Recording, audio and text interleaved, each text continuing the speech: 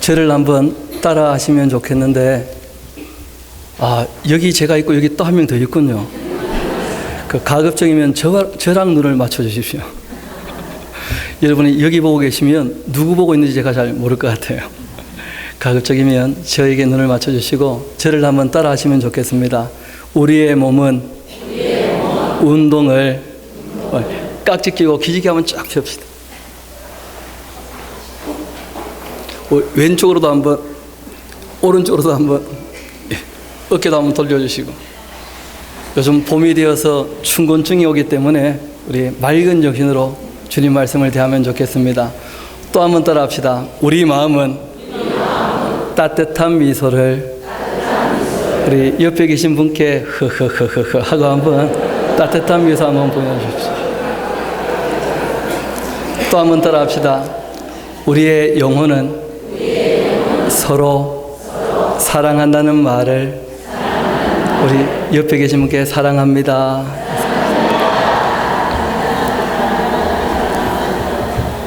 보통 사랑합니다 하면 뭐라고 응답합니까? 언제 봤다고? 사랑이 그렇게 쉬운 것은 아니죠. 우리 하나님께서 우리를 사랑하실 때에는 독생자까지 내어주십니다. 그런데 그 독생자가 이 땅에 오셔서 죽으시고 부활하시고 승천하시고 성령께서 이 땅에 오셔서 우리를 도우시지만 아직도 하나님의 사랑을 깨닫지 못하고 알지 못하는 사람들이 너무나 많습니다. 그러한데도 우리는 그 사실을 믿고 깨달아 주님께 와서 주의 말씀 듣게 된 것은 큰 은혜인 줄 믿습니다. 오늘 제목이 최고의 설교입니다. 왜냐하면 제가 설교하러 왔지만 저는 실제로 오늘 설교하지 않을 것이고 저는 예수님의 설교를 대신 전달하려고 합니다. 그래서 오늘 설교 제목이 최고의 설교입니다. 그 성경에 보면 신명기라는 책이 있습니다. 이 신명기라는 책은 레위기라고 하는 그 율법을 모세가 새로운 세대에게 설명하는 그 설교입니다. 기록된 말씀을 우리가 성경이라고 한다면 기록되어 있는 말씀을 알아들을 수 있게 잘 설명해주고 그 내용대로 살도록 교훈하는 것, 그것이 제가 알고 있는 설교라는 뜻입니다.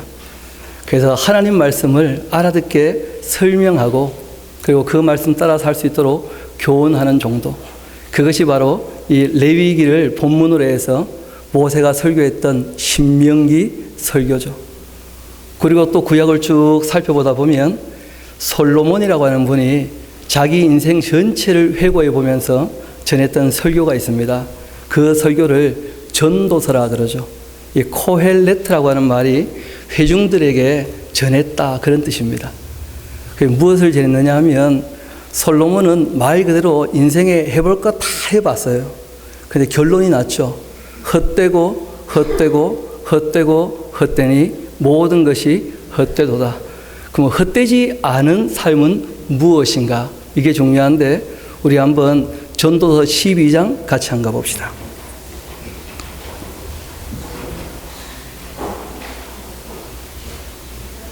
12장입니다. 그 13절부터 우리 14절 두 절을 같이 한번 읽어보면 좋겠는데요. 우리 같이 한번 읽어볼까요? 시작. 일의 결국을 다 들었으니 하나님을 경외하고 그 명령들을 지킬지어다. 이것이 모든 사람의 본분이니라. 하나님은 모든 행위와 모든 은밀한 일을 선악간에 심판하시리라. 아멘. 하나님께서 우리의 생명을 이 땅에 내셨을 때 생명이 존재하는 이유를 주셨습니다. 생명이 존재하는 이유를 사명이라고 합니다. 그리고 이 사명은 아주 단축하여 말하면 하나님을 사랑하고 사람을 사랑하는 것이죠. 그런데 하나님을 사랑하는 것을 어떻게 우리가 표현하고 나타낼 수 있는가? 성경은 우리에게 아주 단순하게 얘기합니다. 그의 계명을 지키는 것이 그를 사랑하는 거다 하고 말씀하십니다. 저도 결혼해서 아이들이 있는데 그 아이들이 저를 사랑하는 줄 어떻게 아느냐 하면 제가 무슨 부탁을 냈을 때 즐겁게 순종하면 아, 나를 참 좋아하고 사랑하는구나, 그걸 알 수가 있습니다. 저희 부인과 함께 지낼 때에도 무슨 말을 해봤을 때 제 말을 잘 안 들어주면 아, 지금 관계가 별로 안 좋구나, 그걸 알 수가 있어요. 그런데 제 말을 잘 들어주면 아, 우리 관계는 어렵지 않구나, 그런 걸 알 수 있습니다. 우리가 하나님과 관계가 좋다 하는 말은 무슨 말이냐면 하나님께서 우리에게 주신 이 말씀들을 우리가 믿어 순종하게 될 때 하나님 사랑하는 것을 확인할 수 있습니다. 솔로몬이 바로 그 얘기를 한 거예요. 자기가 하나님을 위하지 않고 자기를 위하여 인생을 다 살아봤는데 결론이 났습니다. 헛되다는 거예요. 그래서 사람의 본분, 생명을 가지고 있는 하나님의 형상인 이 인간의 사명이 무엇인가? 그것은 바로 하나님의 계명을 즐거워하면서 그 계명을 지키는 것이다. 이게 사람의 본분이지 않는가? 그렇게 이야기하고 있습니다. 그리고 또 한 가지 더 있다면 사람과의 관계에도 사랑을 하며 살아가는 것이죠. 그런데 이 사명을 감당하는 구체적인 방법이 있습니다. 그것을 우리가 계명이라고 합니다. 우리 한번 따라합시다. 생명과 사명과 계명. 우리가 헌신한다라고 할 때는 제일 먼저가 생명의 주인이 하나님이시다 하는 것을 인정하는 데서 시작합니다. 그리고 우리가 헌신이라고 할 때는 맡기신 사명을 충성스럽게 감당한다 하는 데서 헌신이 있게 되어집니다. 헌신이라고 하는 것은 그 계명을 쫓아 아무리 그 목적이 좋다 할지라도 방법이 잘못되어 있으면 다 잘못되는 것이죠. 그래서 생명의 주인이 누구이신지, 우리에게 주신 사명이 무엇인지, 또 우리가 어떤 계명을 쫓아 이 사명을 완수해야 되는지, 이런 것을 알게 될 때 헌신하게 되어지는 것이죠. 그런 면에서 한번 여쭤봅시다. 헌신은 1년에 한 번씩 하는 것입니까? 평생에 한 번 하는 것입니까? 담배는 1년에 한 번 끊어야 됩니까? 아니면 평생에 한 번 끊어야 됩니까? 매년마다 담배를 끊는 사람은 좀 의심스러운 사람이죠. 맞습니까? 실제로 우리가 1년에 한 번씩 헌신하는 것이 아니고요, 세례식 할 때 헌신한 것입니다.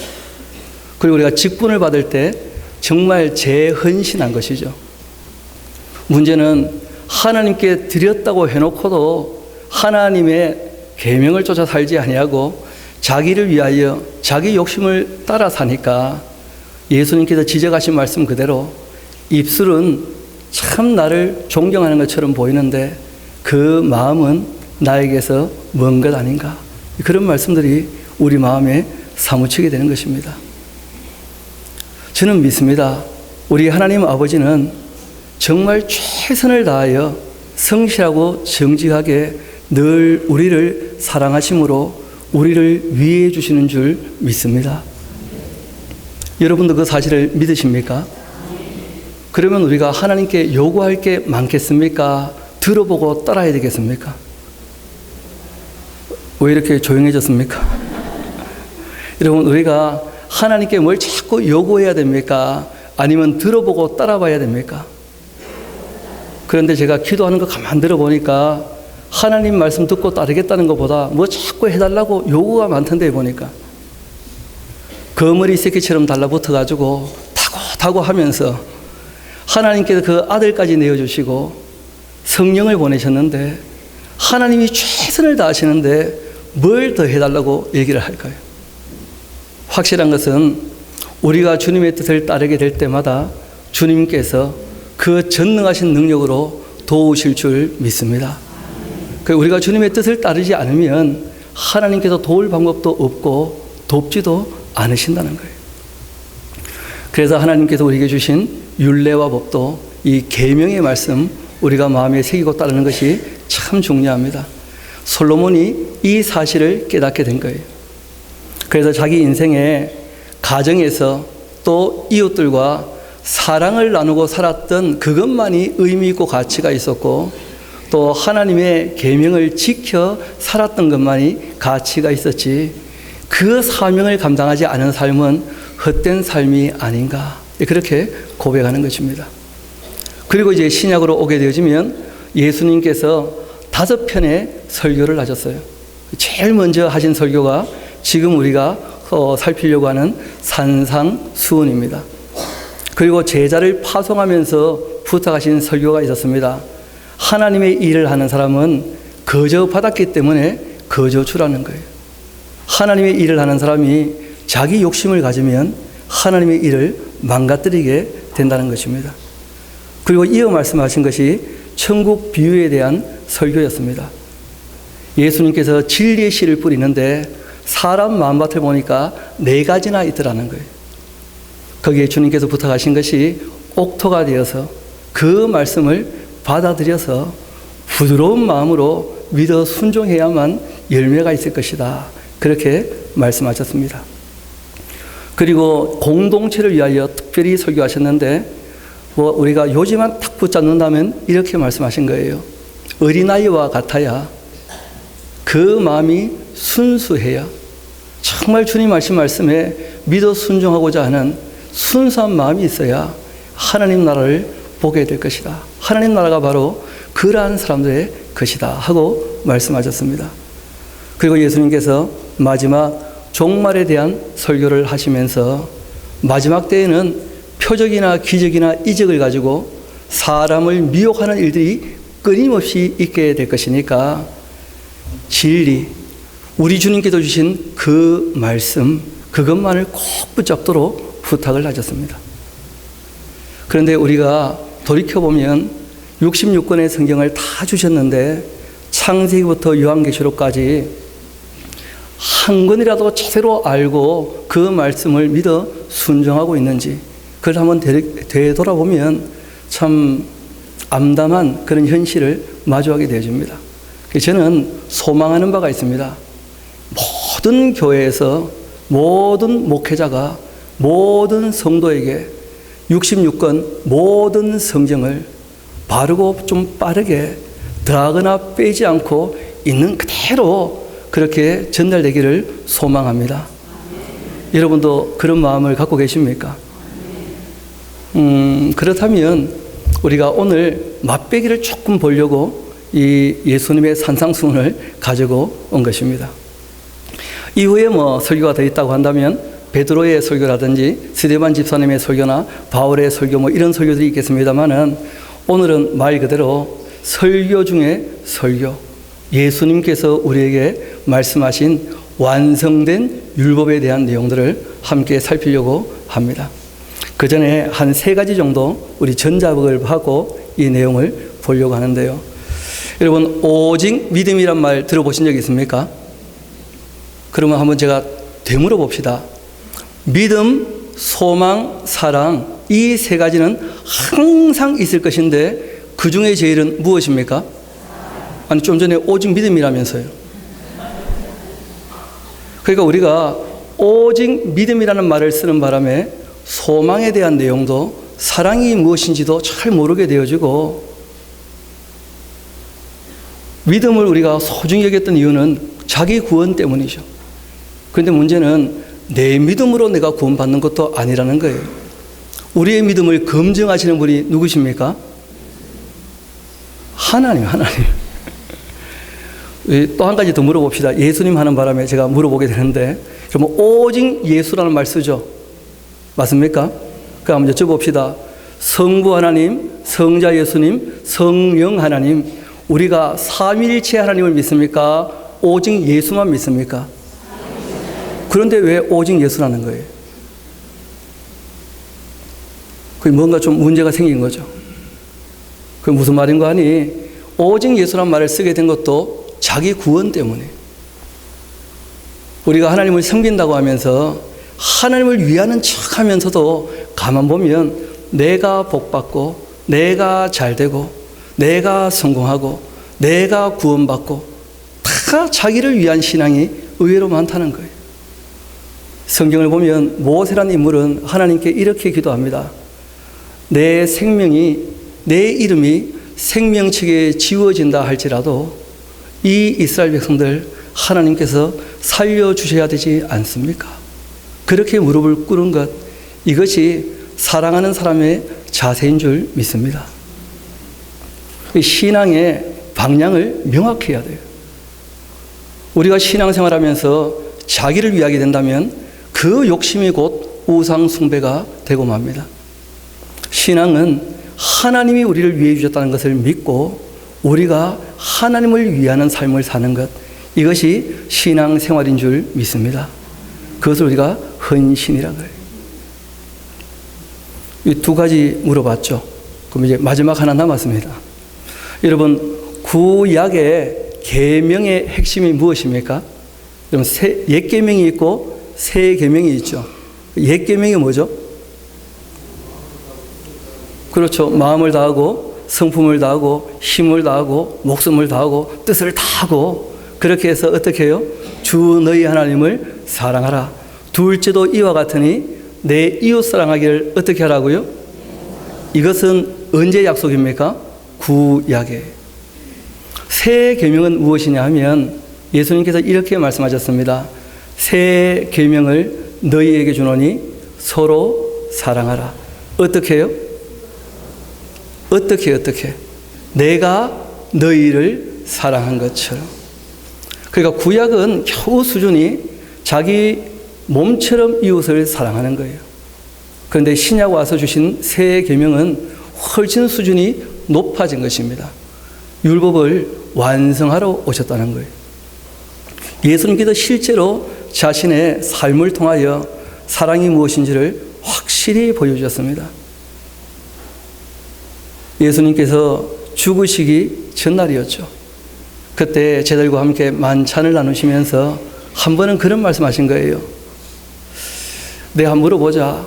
친구가 자기 친구를 위하여 죽는 것보다 더 큰 사랑은 없겠지 하고 일부러 물어보셨습니다. 그러고 난 다음에 내가 너희를 나의 친구라 한다. 그러시고 십자가를 지러 가신 거예요. 예수님께서 우리에게 사랑이 무엇인지를 명확히 보이셨기 때문에 이제는 그렇게 사랑하도록 우리에게 요구하시는 것입니다. 그런데 우리는 주님의 그 요구에 비해서 여전히 온전합니까? 부족합니까? 부족하기 때문에 두 가지를 꼭 해야 됩니다.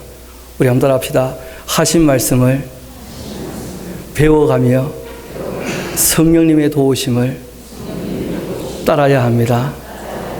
그것이 이제 우리가 지금 가는 길인 것이죠. 이것을 단순하게 표현하면 성화의 삶이라 그렇게 얘기하는 것입니다. 그래서 주님께서 산상수훈이 무엇이냐? 그 사랑하는 구체적인 방법을 말씀하신 것인데, 제일 먼저는 자신을 찾아온 사람들에게 먼저 복을 빌어주시는 것으로 이야기를 시작합니다. 우리 한번 마태복음 5장 우리 같이 갑시다. 오늘 5장, 6장, 7장 예수님의 설교를 제가 다 전달해 드릴 테니까 잘 들어보시면 어렵지 않게 이해가 될 것입니다. 예수님께서 무리 보시고 산에 올라가 앉으셨습니다. 실제로 저도 오늘 앉아서 설교할까 고민을 좀 했었어요. 원래 설교는 어떻게 하는 겁니까? 보니까 앉아서 하는 거죠. 왜냐하면 짧게 얘기하지 않습니다. 예수님께서 한번 설교하시면 아이들이 막 배고파서 먹을 거 없나 하고 얘기할 정도로 그렇게 말씀하시거든요. 제자들이 앞에 나오니까 입을 열어 말씀하기 시작하셨습니다. 심령이 가난한 자 복이 있다는 거예요. 왜냐하면 천국이 그들의 것입니다. 세상에 만족하지 아니하고 예수님 말씀을 배우러 오는 사람, 그 마음이 가난한 사람이거든요. 그 사람이 바로 천국을 가질 것이다. 세상에 딴 얘기를 들으려고 한 것이 아니고 예수님 말씀을 들으러 오는 그 마음이 가난한 사람들, 복된 사람들이다. 그렇게 말씀하셨습니다. 애통하는 자 복이 있다는 거예요. 왜냐하면 이 당시에는 로마 압제에 있었고, 그리고 악한 사람들이 득세하던 예수님께서 그 당시 종교인들을 독사의 자식이라 그렇게 말씀하실 정도로 정치도 종교도 부패해 있는 그런 사회였습니다. 거기에 백성들이 괴로워하면서 이 문제를 누가 해결해 줄 것인가 하고 예수님 찾아왔을 때 너희처럼 애통하는 사람들, 악한 것을 보고 울 줄 아는 사람들, 참 복된 사람들이다. 내가 너희를 위로하겠다. 그렇게 말씀하셨습니다. 온유한 사람 복이 있다는 거예요. 여러분, 땅은 힘 있는 사람, 군사가 차지하는 것이 아니고 땅을 일구는 농부들, 그물질나는 어부들, 마음이 부드럽고 따뜻한 사람들이 차지하게 되는 줄 믿습니다. 그 주님께서 하신 말씀이에요. 잠깐 앞으로 한번 봅시다. 여러분, 온유하고 겸손하다는데 얼굴 표정이 왜 이렇게 심각하십니까? 좀 얼굴을 부드럽게 한번 해봐요. 좀 따뜻하게 해봐요. 여러분, 예수님께서 제일 좋아하시는 것 중에 하나가 뭐냐면 부드러운 사람, 따뜻한 사람 좋아하십니다. 그런 사람들이 땅의 주인이 된다는 거예요. 싸워서 빼앗는 사람이 힘센 사람이 아니라 그런 사람들은 심판받을 것이고 부드럽고 따뜻한 사람, 복받은 사람이다. 그렇게 말씀하십니다. 또 이어 말씀하십니다. 의에 줄이고 목말라는 사람 복이 있다는 거예요. 여러분, 우리나라도 한때 너무 힘들었다가 그래도 좀 공평하게 하려고 정직하게 하려고 그렇게 정치인들이 조금 정신을 차리게 되자 우리나라 사람들이 다 먹고 살만하게 되었죠. 그 얘기를 하신 거예요. 우리 한번 따라합시다. 정직하게, 성실하게, 공평하게 살아가게 되면 굶주리는 사람이 없습니다. 왜냐하면 하나님께서 항상 우리에게 필요한 것들을 공급해 주시거든요. 모자라서 배고픈 것이 아니라 나누지 않아서 배고파지는 거예요. 그래서 예수님께서 말씀하십니다. 의에 줄이고 목말라는 사람들 다 배부르게 될 것이다 말씀하셨습니다. 긍휼히 여기는 자 복이 있습니다. 그런 사람들 긍휼히 여김을 받습니다. 그게 다른 사람에게 꼬그라진 말로 함부로 하는 사람들은 하나님도 그 잣대로 그 사람을 대할 수가 있어요. 그래서 긍휼히 여기는 마음이 참 중요하다 그렇게 말씀하셨습니다. 또 마음이 깨끗한 사람 복이 있다는 거예요. 그들이 뭘 봅니까? 하나님을 본다는 거예요. 우리 옆 사람 얼굴 다시 한번 볼까요? 어때요? 좀 그분들 통해서 우리의 실상 되시는 하나님이 좀 보이십니까? 아니, 사람이 하나님의 형상이라면서요. 마음이 별로 깨끗이 않은 모양이죠. 실상은 아담 정도가 하나님의 형상이었고 그 다음에 우리는 저주를 2번이나 받았죠. 이 땅이 그 에덴에서 쫓겨나고 홍수 심판으로 땅이 엉망이 되어가지고 지금도 땅이 안정이 안 되어 있고 엉망진창입니다. 그래서 끊임없이 죄들이 일어나는 거예요. 그걸 하나님께서 일부러 내버려 두십니다. 왜냐하면 때가 되면 새 하늘과 새 땅으로 모든 것을 온전케 바꾸실 때가 올 줄 믿습니다. 그러니까 이 땅에 있는 그 많은 고난들에 관해서 너무 그렇게 탓하지 마세요. 왜냐하면 이 땅이 저주받았기 때문이고 사람도 너무 많이 쪼그라들었어요. 하나님의 형상이라고 하기에는 너무 많이 망가졌습니다. 아니, 한번 물어봅시다. 하나님의 형상이 이렇게 안경 끼고 다니면 어떡합니까? 하나님의 형상이 되어가지고 시간 지난다고 자꾸 늙어지면 어떡합니까? 하나님의 형상이라고 하면서 예배 시간에 졸리고 자불고 그 말이 안 되잖아요. 그게 무슨 말이냐면 우리는 너무 약하게 되었다는 거예요. 그래서 우리 주님께서 부활의 첫 열매가 되시고는 재림의 약속을 하시면서 그때 저와 여러분을 부활의 자리에 초대하신 줄 믿습니다. 부활해야 온전하게 되는 거죠. 또 이어 말씀하십니다. 화평하게 하는 자 복이 있다는 거예요. 그들이 하나님의 아들이라 일컬음을 받을 겁니다. 의를 위하여 박해받을 수 있습니다. 그 복이 있는 사람입니다. 천국은 그들의 것입니다. 심지어 예수님 때문에 우리들을 욕하고 박해하고 거짓으로 너희를 거스러 모든 악한 말을 할 때 오히려 너희에게 뭐가 있다는 거예요? 복이 있다는 거예요. 기뻐하고 즐거워하라. 하늘에서 너희의 상이 크기 때문이다. 너희 전에 있던 선지자들도 이같이 박해했다. 그러니까 이 세상은 정사와 권세와 어두움의 세상 주관자들과 악한 영들이 활동하도록 하나님께서 한시적으로 허락하신 겁니다. 왜냐하면 진짜와 가짜를 거기에서 확인할 수 있다는 거예요. 진리의 사랑을 따르지 않는 사람들은 전부 마귀의 유혹에 넘어갈 것입니다.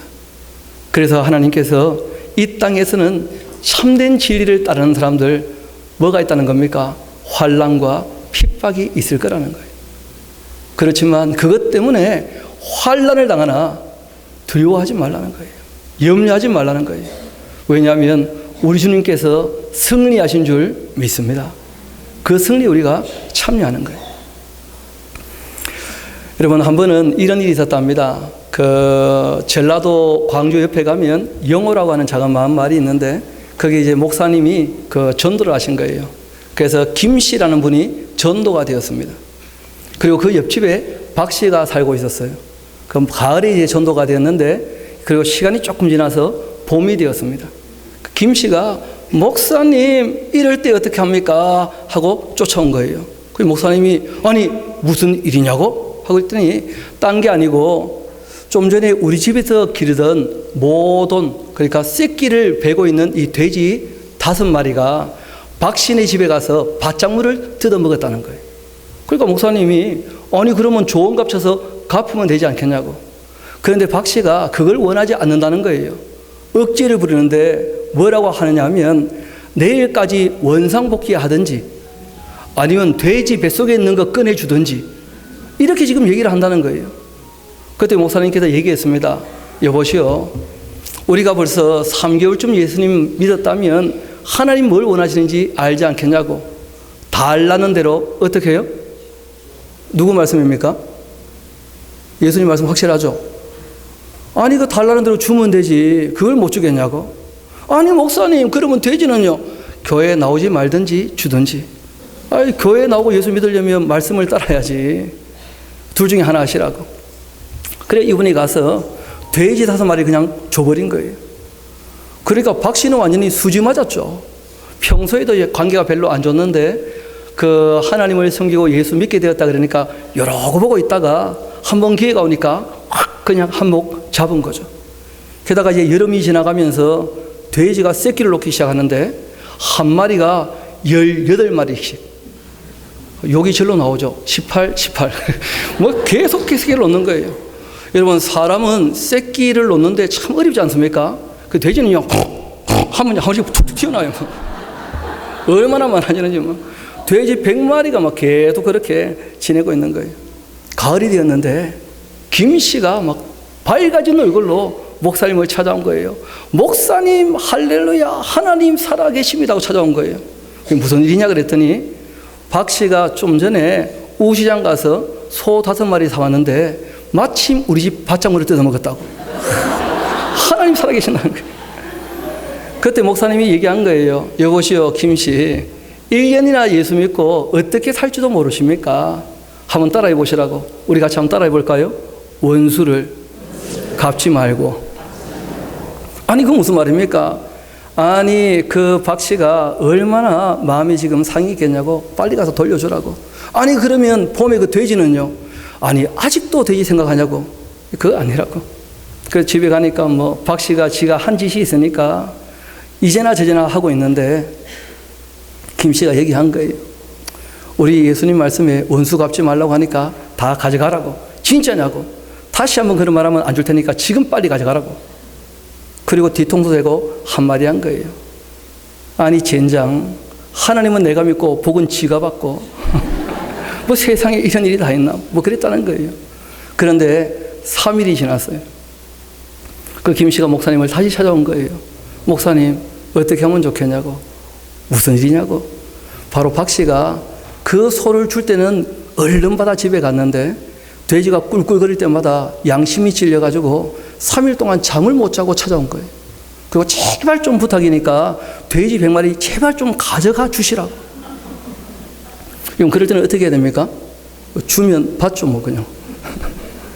근데 중요한 것은 뭐 소 몇 마리 돼지 몇 마리 그런 게 아닙니다. 아니 세상에 그보다 많이 가진 사람들 얼마나 많습니까? 중요한 것은 이 김 씨의 삶을 지켜보던 이웃들이 있었다는 거예요.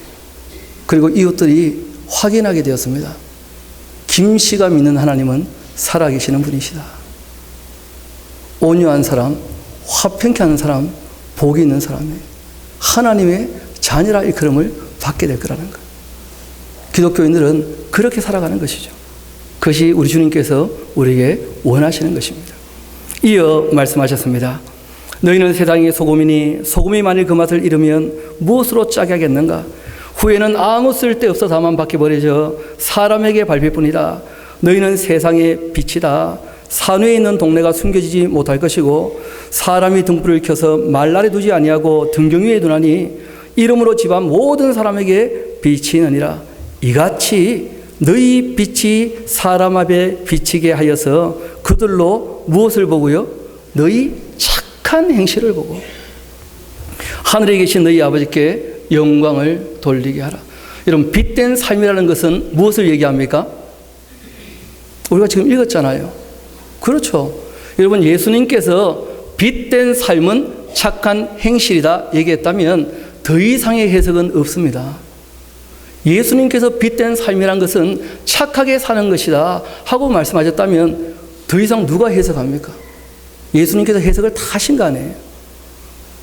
착하게 사셔야 됩니다. 그게 빛 비추는 삶이라는 거예요. 맛을 내는 삶을 살아야 됩니다. 그게 바로 소금으로 사는 것입니다.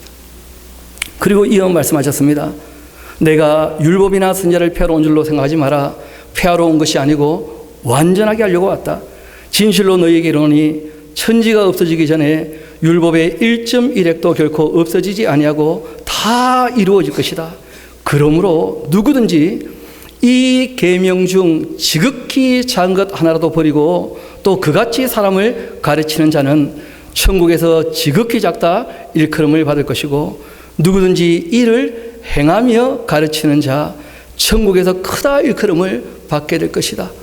이것 때문에 성경을 좀 다 배우자는 말씀을 드리는 거예요. 우리 주님께서 하신 말씀 중에 지극히 작은 것 하나라도 무시하지 않도록 그렇게 부탁하신 겁니다. 그리고 이어 말씀하셨습니다. 내가 너희에게 이르노니 너희 의가 서기관과 바리새인보다 더 낫지 못하면 결코 천국에 들어가지 못할 것이다. 여러분, 이때 의라고 하는 것은 두 가지를 얘기합니다. 우리 한번 따라 합시다. 정직한 것, 공평한 것. 이 두 가지가 그 예수님 당시에 서기관 바리새인만도 못하다 예수님 직접 말씀하신 거예요. 천국 못 들어간다는 거예요. 우리가 예수님을 믿는다고 할 때 뭘 믿느냐? 이게 참 중요합니다. 제일 먼저는 구약에 예언한 대로 오신 줄 믿습니다. 그리고 그분이 오신 것은 하나님의 사랑을 우리에게 직접 보이시려고 오신 줄 믿습니다.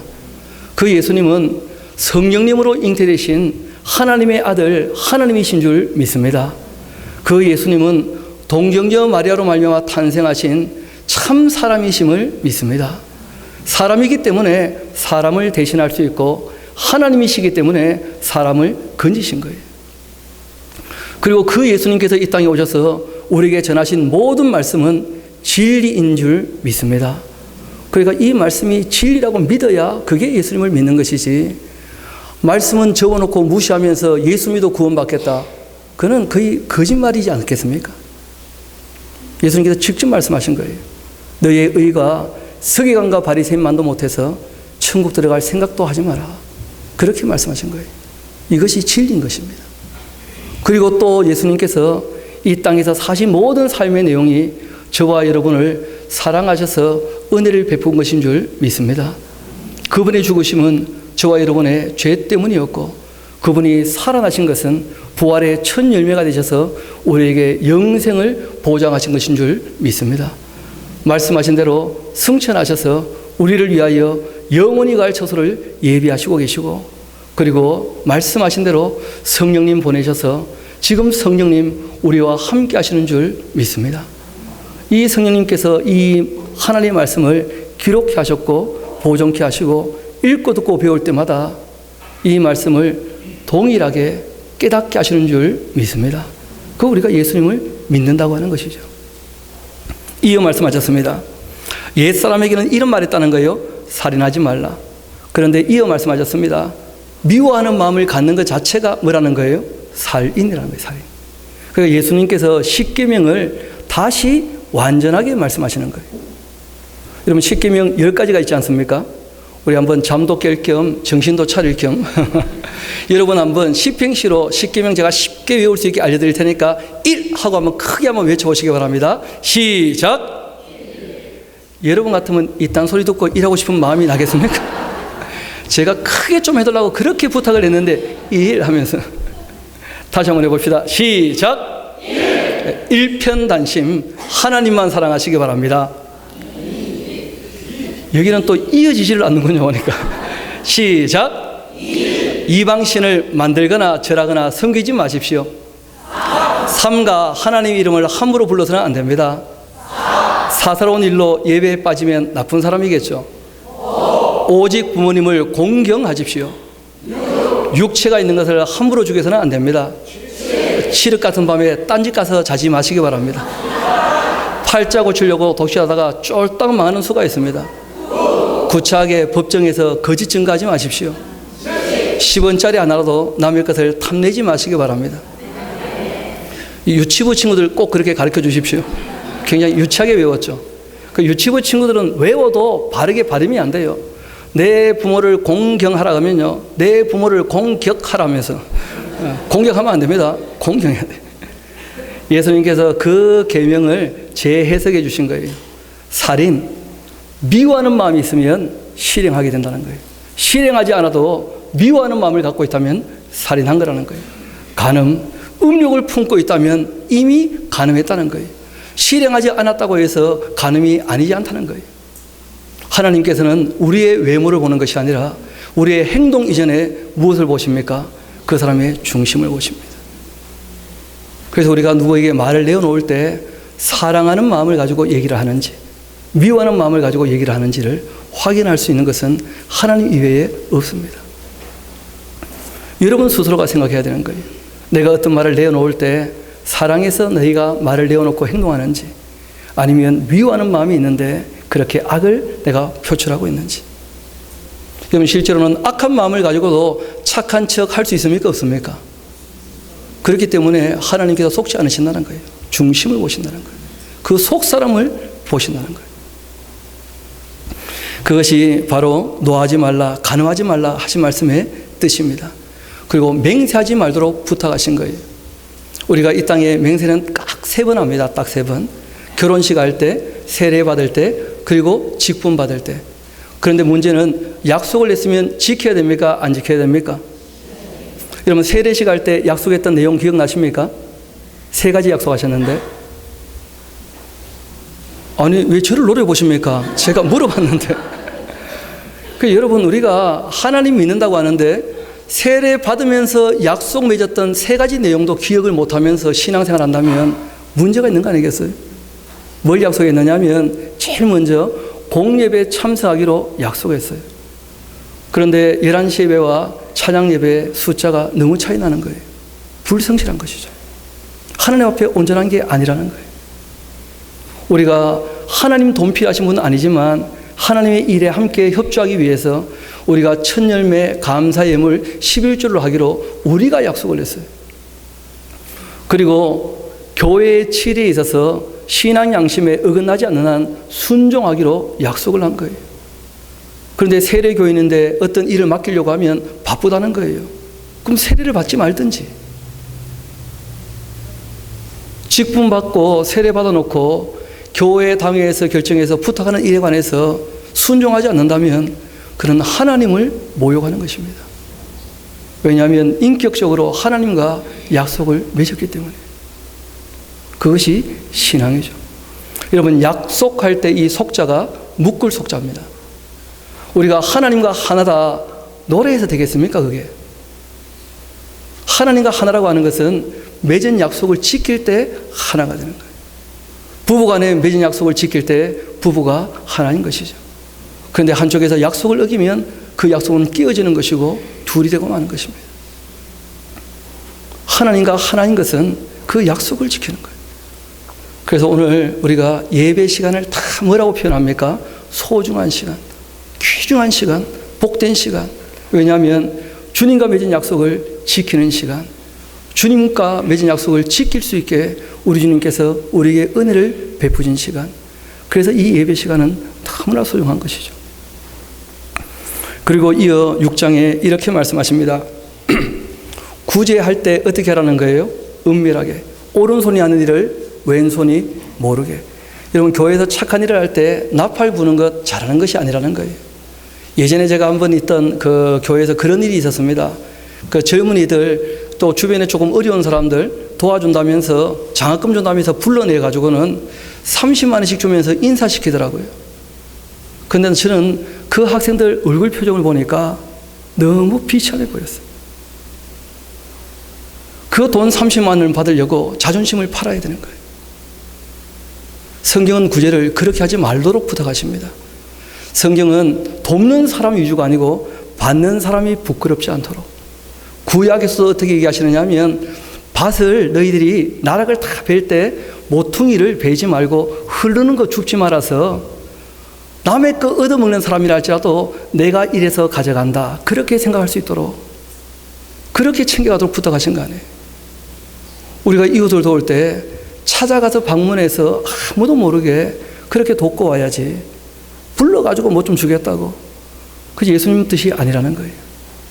오른손이 하는 것을 누가 모르게 해요? 왼손이 모르게 해요. 여러분, 우리는 어떻게 하다 보니까 자꾸 신앙을 세상에서 인정받으려고 애를 쓰는데 여러분, 하나님께 인정받을 수 있게 되기를 소망합니다. 하나님이 우리의 주인이십니다. 하나님 앞에서 우리가 일하는 거예요.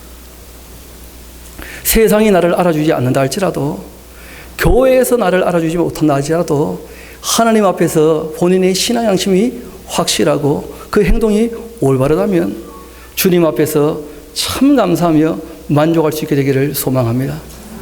성경은 우리에게 지족하기를 알라, 자족하기를 배워라, 그렇게 말씀하십니다.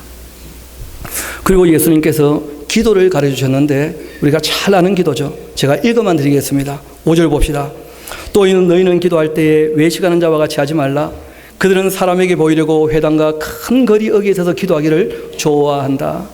내가 진실로 너희에게 이르는데 그들은 자기 상을 이미 받은 것이다. 사람에게 보이려고 하지 말라는 거예요. 너는 기도할 때에 골방에 들어가 문 닫고 은밀한 중에 계신 너희 아버지께 기도해라. 은밀한 중에 보시는 너희 아버지께서 갚으실 것이다. 또 기도할 때에 이방인같이 중언부언하지 말라는 거예요. 기도는 맑은 정신으로 아뢰는 것입니다. 그들은 말 많이 해야 들으실 줄 안다는 거예요. 또 어떤 부흥 강사가 뭐 기도의 분량을 채워라 이런 얘기를 하셔가지고 여러분, 예수님은 말 많이 하랍니까? 말 많이 하지 말랍니까?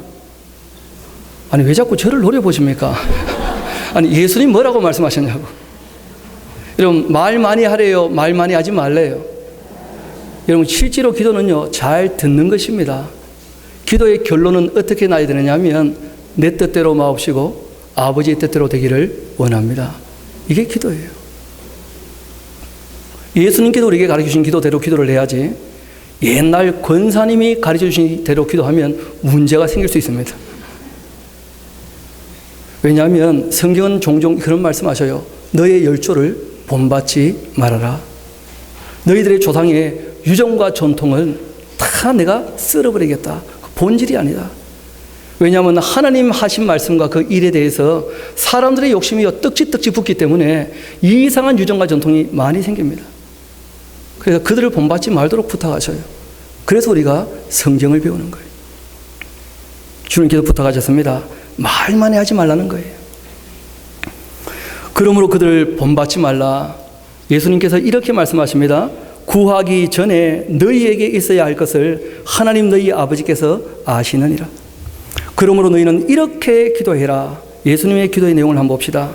하늘에 계신 우리 아버지, 이름이 거룩히 여김 받으시며 나라가 임하시며 뜻이 하늘에서 이루어진 것 같이 땅에서도 이루어지이다. 이 일을 위하여 저에게 필요한 게 있습니다. 그게 뭐냐면 오늘 우리에게 뭘 주시고요? 예수님께서 구하고 바라시는 것은 일용할 양식이에요. 예수님 기도에는 욕심이 없다는 거예요. 오늘 우리에게 일용할 양식을 주시옵고 우리가 우리에게 죄 지은 자 사하여 준 것 같이 우리 죄 사하여 주시옵고 우리를 시험에 들게 하지 마시옵고 다만 악에서 구하시옵소서. 나라와 권세와 영광이 아버지께 영원히 있사옵나이다. 아멘. 너희가 사람의 잘못을 용서하면 너희의 하늘 아버지께서도 너희 잘못을 용서하시려니와 너희가 사람의 잘못을 용서하지 아니하면 너희 아버지께서도 너희 잘못을 용서하지 아니하실 것이다. 예수님의 기도의 내용에는 욕심이 없다는 거예요. 저도 목사가 되었는데 저 부인과 함께 지내보거든요. 저희 부인이 만약에 분수에 넘치게 저에게 뭘 요구하게 될 때 예뻐 보이겠습니까? 미워 보이겠습니까? 아니 목사 부인 주제에 막 200만 원짜리 백 사달라 그래 봐요. 우리는 바로 도장 찍습니다. 그만 삽시다. 그러지 않겠어요? 말 같은 말을 해야지. 근데 너무 다행한 것은 우리 집 사람 제일 좋아하는 게 떡볶이예요. 그 우리는 부부싸움 하면 떡볶이 먹으러 갑니다. 한 번은 그 선배가 꽤 괜찮은 뷔페에 초대를 했었어요. 그 집 사람이 한참 뷔페에 돌아다니더니 와가지고는 여보 이 뷔페는 비싼데 먹을 게 없다 그러더라고요. 왜 그랬더니 떡볶이가 없는 거예요. 먹을 게 없죠. 그럼 그 소박한 소망을 가지고 있으니까 함께 하는데 부담이 없고요. 함께 지내는데 사랑스러운 거예요. 예수님께서 하나님의 뜻을 이룰 때 필요한 것은 일용할 양식이라는 거예요. 여러분 기도하지 않아도 일용할 양식을 주십니까? 안 주십니까? 그런데 왜 기도라고 하시는 거죠? 우리 한번 따라합시다. 기도하는 사람만이 누가 주시는 줄을 알고 있는 것입니다. 그래서 기도하라는 거예요.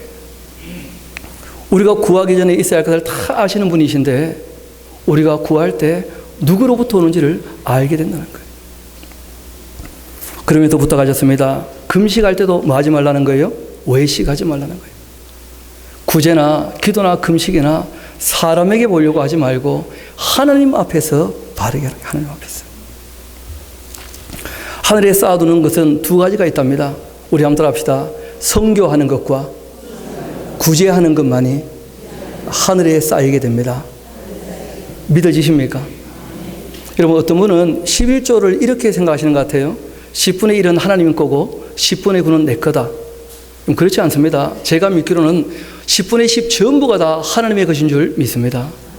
우리가 11조 하는 이유는 공동체적으로 해야 될 일들을 위하여 우리 책임을 감당하는 것이고 세례교인으로 나머지 10분의 9도 우리의 생활에서 하나님 기뻐하시는 대로 우리에게 맡겨진 재물을 청지기 의식으로 사용해야 되는 줄 믿습니다.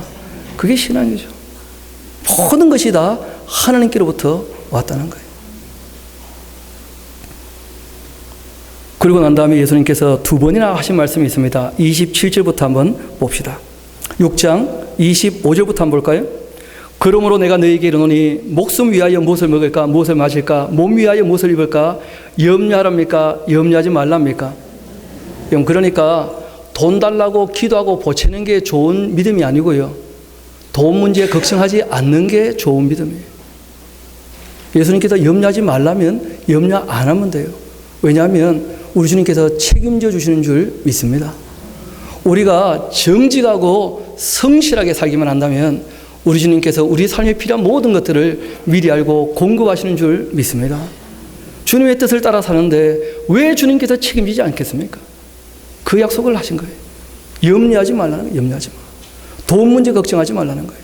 천지 만물을 창조하신 하나님께서 왜 인간들이 돈 문제 걱정하냐는 거예요.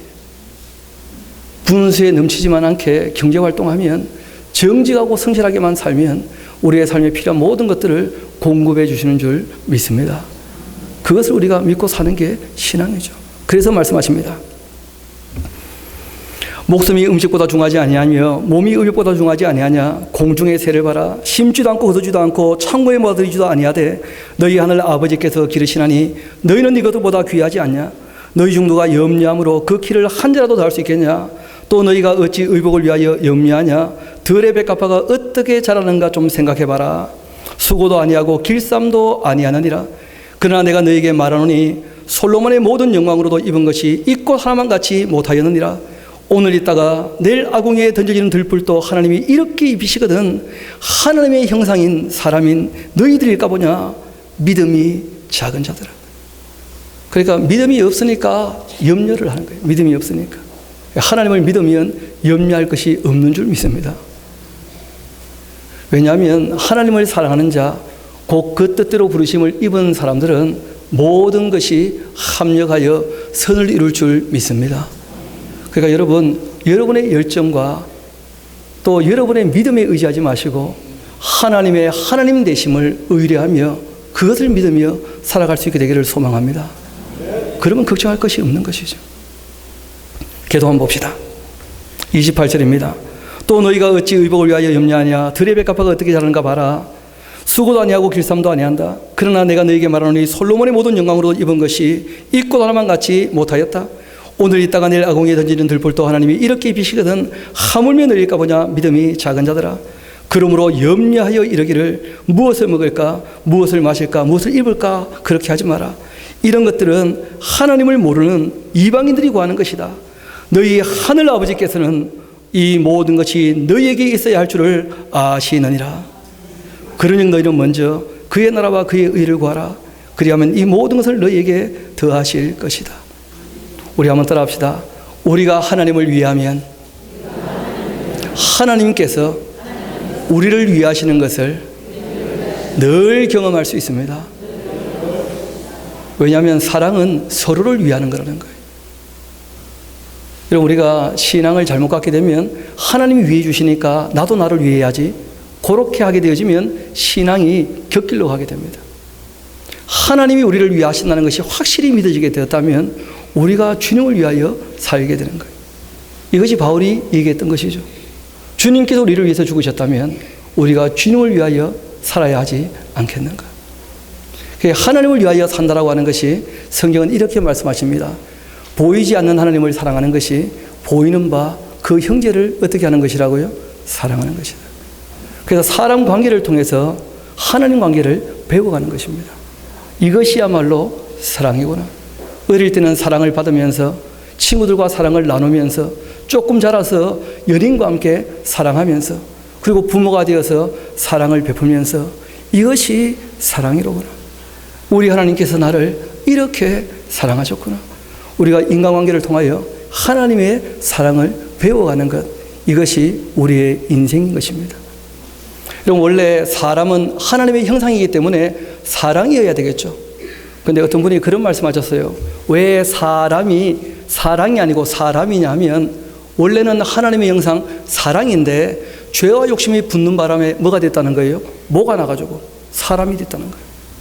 그래서 우리 일생을 통해서 이 욕심과 이 죄를 다 벗겨내는 것, 이것을 성화의 삶이에요. 성화의 삶. 구원받은 백성이 영화롭게 되기 전까지 이 땅에서 어떤 삶을 산다고요? 성화의 삶.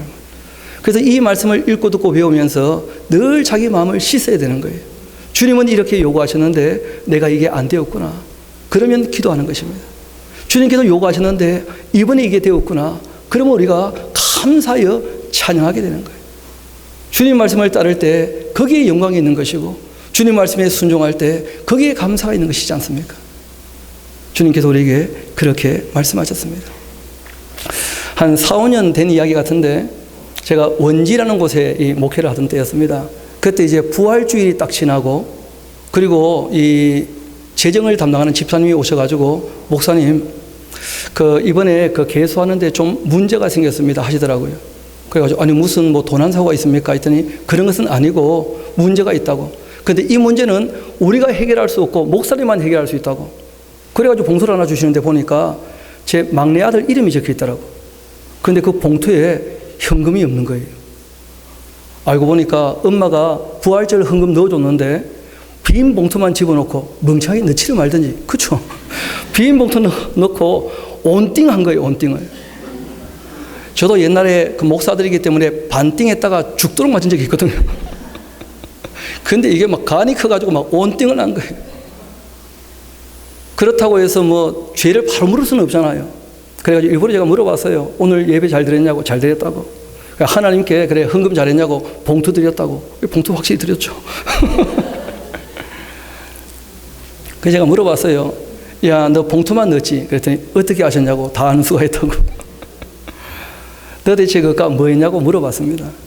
그랬더니 아이가 딱지를 샀다는 게 딱지를. 저희 집에는 이제 하나님께 불경죄를 범하면 그러면 제가 극형에 처합니다. 한 7대를 때려요. 종아리를. 제가 일부러 무릎을 딱 꿇고 때립니다. 감정이 나오면 안 되니까. 한 5대를 때렸는데 막 얼마나 아이가 아픈지 막 팔팔 기면서 더 이상 못 맞겠다 그러더라고요. 그 2대는 또 제가 때렸어요. 대속의 은총을 베푼 거죠. 대신 맞았어요, 지금. 지는 시커멓게 됐고, 지는 벌겋게 부어올랐고, 한참 울고 난 다음에 그 애가 또 노여워하면 안 되니까 제가 물어봤습니다. 그래, 너 맞으면서 또 울면서 무슨 생각했냐 했더니요, 아빠 있잖아요, 제가요 맞으면서요 아무리 생각해봐도요 저는요 딱지가 부족해요. 딱지가 부족하다는 거예요. 아이고 뭐 웃겨가지고 더 이상 때리지도 못하고 그만두고 말았어요.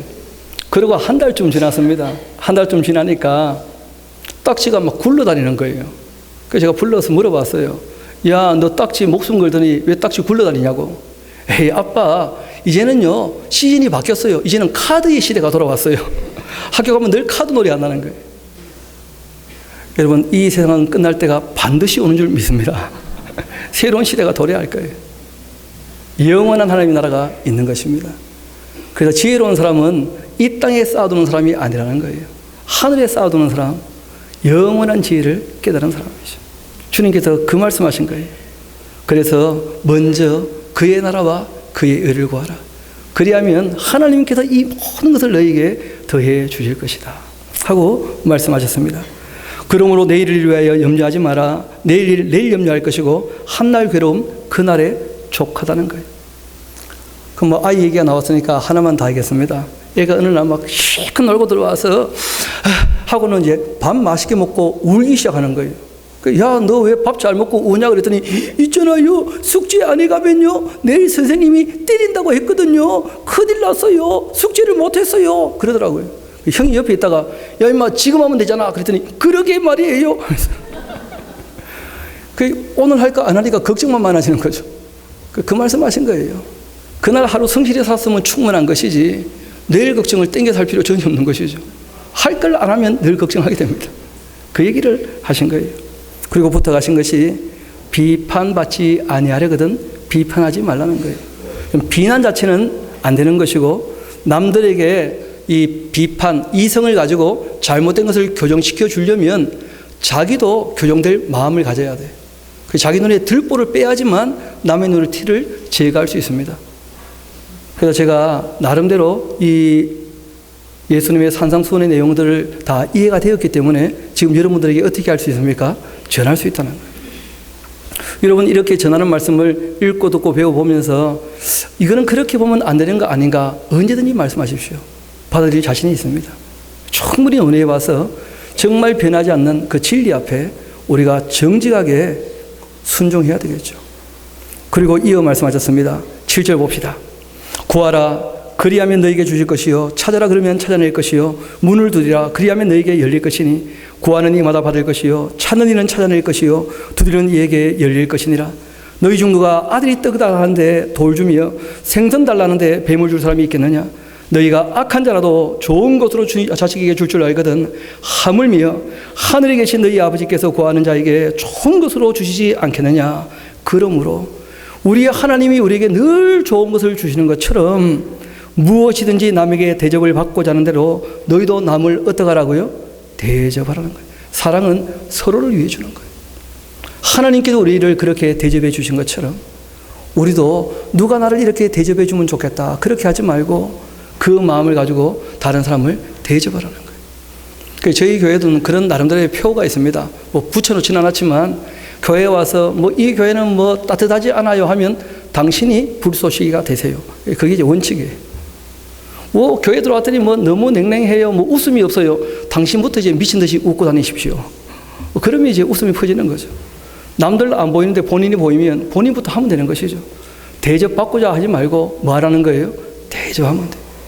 교회에 뭐 부족하다, 뭐가 모자란다 그렇게 하지 마시고 모자라는 게 뭐였으면 본인이 채워 넣으셔야 돼요. 그것이 신앙입니다. 그리고 이어 말씀하셨습니다. 좁은 문으로 들어가라. 왜냐하면 멸망으로 인도하는 문은 크고 그 길이 넓어 그리로 들어가는 자가 많고 생명으로 인도하는 문은 좁고 길이 협착하여 찾는 자가 적어요. 좁은 문이라고 못 들어가는 것이 아닙니다. 그런데 찾는 사람이 적더라는 거예요. 이 예수님의 말씀 진리의 말씀인데 그런데 이 말씀을 따라 살려고 하는 사람들은 의외로 드물다는 거예요. 거짓 선자들이 반드시 있다고 말씀하셨습니다. 삼가라 양의 옷을 입고 너희에게 나오지만 속에는 뭐가 있다고요? 그 적어놓으세요. 욕심을 가지고 사람을 대하는 사람들, 다 거짓 선자들이에요. 노략질하는 일이라. 무슨 좋은 말을 했든지 간에 그 마음에 자기 욕심이 가득하다면 그 거짓 선지자라는 거예요. 그들의 열매로 그들을 알지니 가시나무에서 포도를 또는 은근키에서 무화과를 따겠느냐. 이와 같이 좋은 나무마다 아름다운 열매를 맺고 못된 나무가 나쁜 열매를 맺나니 좋은 나무가 나쁜 열매를 맺을 수 없고 못된 나무가 아름다운 열매를 맺을 수 없느니라. 아름다운 열매를 맺지 아니하는 나무마다 찍혀불에 던져지느니라. 이러므로 그들의 열매로 그들을 알리라. 나더러 주여 주여 하는 자마다 다 천국에 들어갈 것이 아니고 그 다음에 줄을 쳐놓으십시오. 다만 하늘에 계신 내 아버지의 뜻대로 행하는 자라야 들어갈 것이다. 왜냐하면 믿음은 행함이 있는 믿음이 무엇입니까? 참된 믿음이에요. 나의 행함으로 구원받는 것은 아닌 게 확실합니다. 그런데 구원받은 백성은 하나님 말씀에 믿어 순종하는 줄 믿습니다. 그렇기 때문에 그 삶을 보면 알 수 있다는 거예요. 그날 많은 사람이 나더러 이르되 주여 주여 우리가 주의 이름으로 선지자 노릇하며 주의 이름으로 귀신 쫓아내며 주의 이름으로 많은 권능을 행하지 아니하였나이까. 그렇게 할 텐데 그때 내가 그들에게 밝히 말하되 내가 너희를 도무지 알지 못하니 불법을 행하는 자들아 내게서 떠나가라. 하나님을 섬긴다고 하면서도 하나님을 위하지 아니하고 자기를 위한 종교 활동을 많이 했다면 아무 의미가 없다는 거예요. 가짜라는 거예요. 그 마음의 중심을 보면 알지 않습니까? 정말 주님을 위하여 주님께 나왔는지 아니면 자기 욕심을 위하여 하나님께 나와서 엎드리고 있는지 자기를 한번 살펴보라는 거예요.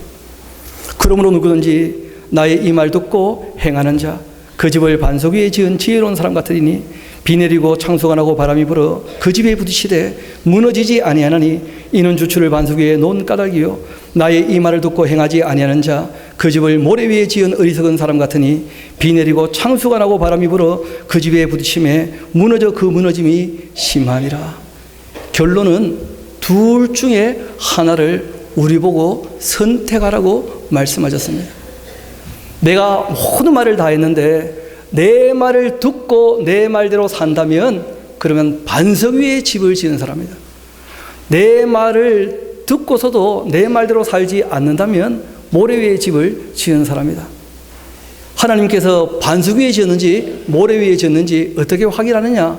이 땅에 많은 환난과 핍박과 고난이 있을 거라는 거예요. 그 고난이 지나가 보면 진짜와 가짜가 확인된다는 거예요. 여러분, 고난에는 다 이유가 있습니다. 제일 먼저는 하나님의 자녀이기 때문에 징계로서의 고난이 있습니다. 돌이키라는 거예요. 그 다음 또 어떤 고난이 있느냐면 성장시키고 성숙시키기 위하여 연단하며 훈련하는 고난이 있습니다. 여러분, 때로는 죄 때문이 아니었는데 하나님의 영광을 위한 고난이 있습니다. 여러분, 나면서부터 시각장애인에게 예수님께서 하신 말씀이죠. 이 고난은 부모의 죄도 아니고 자기 죄도 아니라는 거예요. 지금 예수님이 나타내실 표적으로 말미암아 하나님께 영광을 돌리기 위한 그런 고난도 있다는 거예요. 여러분, 때로 어떤 고난은 애매한 고난이 있습니다. 베드로는 우리가 바로 그런 애매한 고난, 다른 사람의 죄 때문에 우리가 당하는 고난이 있을 수 있다는 거예요. 그런데 그 고난에 대해서는 우리 주님께서 갚아주실 줄 믿습니다. 여러분, 그리고 또한 어떤 고난이 있느냐면 주님의 몸된 교회를 위해서 주님을 사랑하는 마음으로 자기 육신의 고난을 채워가는 그런 고난도 있는 줄 믿습니다. 이것이 바울이 얘기했던 헌신이며 바울이 얘기했던 고난이었습니다. 주님의 몸된 교회를 위해서 고난받기를 자처하며 주님의 나라와 의를 위하여 자신을 헌신함으로 하나님의 뜻을 이루며 주님께서 우리를 사랑하시는 것을 경험하며 그렇게 주님을 따르는 저와 여러분 될 수 있기를 주님 이름으로 부탁드립니다. 우리 함께 기도합시다.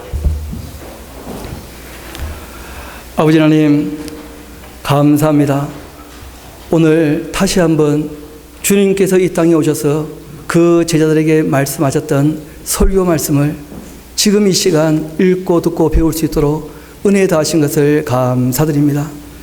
우리가 주님 말씀을 들었사오니 우리가 이 말씀에 대하여 인격적으로 우리가 응답하여서 믿어 순종하는 데까지 나갈 수 있게 도와주옵소서. 무엇보다 다시 한번 헌신을 다짐하며 주님께 드려진 것을 확인하며 주님의 소유인 것을 확인하는 귀한 남녀 권속들에게 주님 자신의 욕심이 아니라 주님께서 우리를 위하여 그렇게 사랑을 베푸신 것을 깨닫고 주님 사랑하며 사람들 사랑하며 그렇게 살아갈 수 있도록 주님 시마다 때마다 늘 도와주옵소서. 모든 것을 주님께 의탁합니다. 감사드리며 이 모든 말씀 제를 사랑하시는 우리 구주 예수님 이름으로 기도합니다. 아멘.